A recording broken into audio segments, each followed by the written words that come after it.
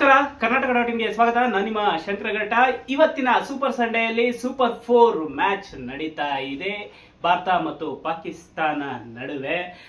League match ನಲ್ಲಿ ಪಾಕಿಸ್ತಾನವನ್ನ ಬಗ್ಗು ಬಡದಂತಹ team India ಇದೀಗ super 4 ನಲ್ಲೂ ಸಹ ಪಾಕಿಸ್ತಾನವನ್ನ ಬಗ್ಗು ಬಡಿಯೋದಕ್ಕೆ ಎಲ್ಲಾ ರೀತಿಯ ತಯಾರಿಯನ್ನ ಮಾಡ್ಕೊಂಡಿದೆ.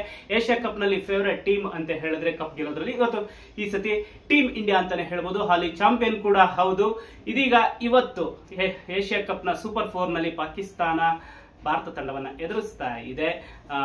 ಎರಡು ಟೀಮ್ಗಳ ಬಲಾಬಲ ನೋಡ್ತಾ ಹೋದ್ರೆ ಎಲ್ಲೋ ಒಂದು ಕಡೆ ಟೀಮ್ ಇಂಡಿಯಾನೇ ಫೇವರೇಟ್ ಅಂತ ಹೇಳ್ಬೋದು. ಎರಡು ಕಡೆನೂ ಸ್ಟಾರ್ ಪ್ಲೇಯರ್ಗಳು ಇಲ್ಲದೆ ಇದ್ರೂ ಸಹ ಟೀಮ್ ಇಂಡಿಯಾಗೆ ಎಲ್ಲೋ ಒಂದು ಕಡೆ ಅನುಭವಿ ಮತ್ತು ಒಂದಿಷ್ಟು ಟ್ಯಾಲೆಂಟೆಡ್ ಪ್ಲೇಯರ್ಗಳು ಇದ್ದಾರೆ. ಹಾಗಾಗಿ ಎಲ್ಲೋ ಒಂದು ಕಡೆ ಟೀಮ್ ಇಂಡಿಯಾ ಫೇವರೇಟ್ ಅಂದ್ರೂ ತಪ್ಪಿಲ್ಲ. ಇನ್ನು ಪ್ಲೇಯಿಂಗ್ 11 ವಿಚಾರಕ್ಕೆ ಬಂದ್ರೆ ಟೀಮ್ ಇಂಡಿಯಾ ಮೋಸ್ಟ್ಲಿ ಪಾಕಿಸ್ತಾನದ ವಿರುದ್ಧ ಲೀಗ್ ಮ್ಯಾಚ್ ನಲ್ಲಿ ಏನ್ ಪ್ಲೇಯಿಂಗ್ 11 ಆಡಿಸಿತ್ತು ಅದೇ ಪ್ಲೇಯಿಂಗ್ 11 ಆಡಿಸುತ್ತೆ. ಪ್ಲೇಯಿಂಗ್ 11 ನಲ್ಲಿ ಯಾವುದೇ ಬದಲಾವಣೆ ಇರಲ್ಲ. ಪಾಕಿಸ್ತಾನ ವಿರುದ್ಧ ಲೀಗ್ ಮ್ಯಾಚ್ ನಲ್ಲಿ ಏನ್ ಆಡಿತ್ತು ಅದೇ ಪ್ಲೇಯಿಂಗ್ 11 ಈಗ ಆಡುತ್ತೆ. ಕಳೆದ ಮ್ಯಾಚ್ ಅಲ್ಲಿ ಒಮನ್ ವಿರುದ್ಧ ಬುಮ್ರಾ ಮತ್ತೆ ವರುಣ್ ಚಕ್ರವರ್ತಿ ಅವರಿಗೆ ರೆಸ್ಟ್ ಕೊಡಲಾಗಿತ್ತು. ಆದ್ರೆ ಇದೀಗ ಈ ಮ್ಯಾಚ್ ಅಲ್ಲಿ ಸೂಪರ್ 4 ಮ್ಯಾಚ್ ಅಲ್ಲಿ ಪಾಕಿಸ್ತಾನ ವಿರುದ್ಧ ಬುಮ್ರಾ ಮತ್ತೆ ವರುಣ್ ಚಕ್ರವರ್ತಿ ಮತ್ತೆ ವಾಪಸ್ ಆಗ್ತಾರೆ. ಹರ್ಷದೀಪ್ ಸಿಂಗ್ ಅವರಿಗೆ ಮತ್ತೆ ಬೆಂಚ್ ಕಾಯೋ ಪರಿಸ್ಥಿತಿ ಬರಬಹುದು ಅನ್ನೋ ಮಾತುಗಳಿದೆ. ಪ್ಲೇಯಿಂಗ್ 11 ನಲ್ಲಿ ಎರಡು ಬದಲಾವಣೆ, ಅದು ಓಮನ್ ವಿರುದ್ಧದ ಮ್ಯಾಚ್ ನಲ್ಲಿ ಆದಂತಹ ಬದಲಾವಣೆ. ಏನು ಲೀಗ್ ಮ್ಯಾಚ್ ನಲ್ಲಿ ಪಾಕಿಸ್ತಾನ ವಿರುದ್ಧ ಏನ್ ಪ್ಲೇಯಿಂಗ್ 11 ಆಡಿದ್ರು ಅದೇ ಪ್ಲೇಯಿಂಗ್ 11 ಇದೀಗ ಮತ್ತೆ ಸೂಪರ್ 4 ನಲ್ಲಿ ಪಾಕಿಸ್ತಾನ ವಿರುದ್ಧ ಆಡ್ತಾರೆ ಅಂತ ಹೇಳಲಾಗ್ತಾ ಇದೆ.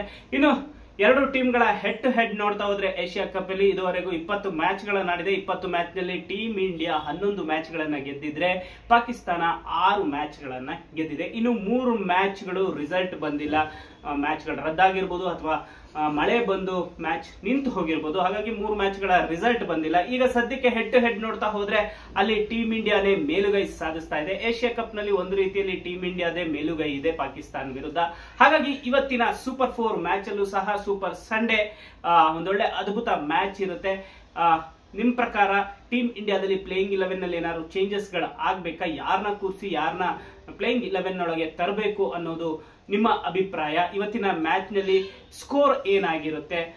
ಟೀಮ್ ಇಂಡಿಯಾ ಏನಾದ್ರೆ ಫಸ್ಟ್ ಬ್ಯಾಟಿಂಗ್ ಮಾಡಿದ್ರೆ ಎಷ್ಟು ಸ್ಕೋರ್ ಹೊಡಿಬೇಕು ಅಥವಾ ಬೌಲಿಂಗ್ ಮಾಡಿದ್ರೆ ಎಷ್ಟಕ್ಕೆ ಟಾರ್ಗೆಟ್ ಅನ್ನ ಫಿಕ್ಸ್ ಮಾಡಬೇಕು? ನಿಮ್ಮ ಅನಿಸಿಕೆ ಅಭಿಪ್ರಾಯ ಏನು? ಕಮೆಂಟ್ ಮಾಡಿ ತಿಳಿಸಿ.